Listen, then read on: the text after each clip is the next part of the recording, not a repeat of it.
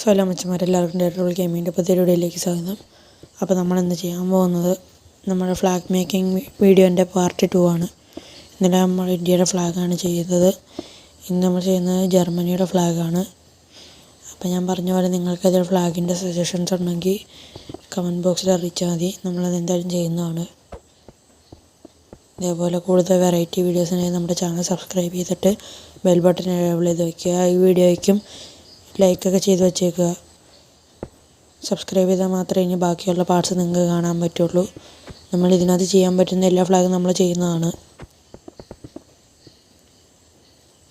നമ്മുടെ പണി ഏകദേശം പൂർത്തിയായിട്ടുണ്ട്.